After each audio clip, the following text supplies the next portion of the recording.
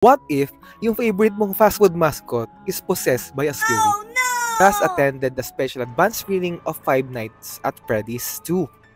And all I can say is that it's better than the first one. Grabe yung jump scares. Actually, ayun pa naman yung pinakaiyo ko sa lahat. Yung manggugulat na parang kang hinahabol. Grabe yun. Grabe yung kilabot ko nun.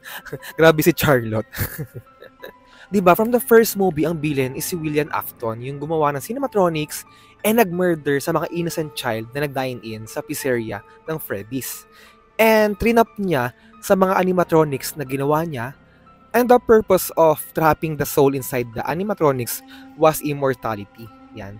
Or make a revenge. So, yun po siya. And dati kasi mga animatronics was a withered animatronics and controlled by a spirit.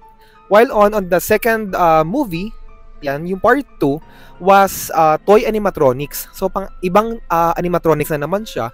But, it was from the remnant of the withered animatronics from the first one combined with an AI system. So, yun po siya. So, hindi lang siya pure soul. And it's all about Charlotte na gumagawa ng revenge. At sino nga ba si Charlotte? Anong meron sa kanya?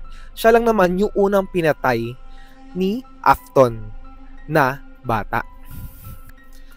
And yung soul naman ni Charlotte is trinap sa isang animatronics which is called Marionette. So, may bagong character na animatronics sa Five Nights at Freddy's 2. So, ginagawa naman ni Charlotte ngayon, as Marionette, meron siyang mga kinukuwang bata or any person at dun siya sumasanib para magawa niya yung goal niya, which is to make a revenge. So, bago ko pa kayo ma-spoil, better watch Five Nights at Freddy's 2 starting December 3.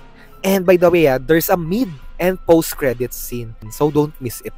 Huwag kayo agad umalis.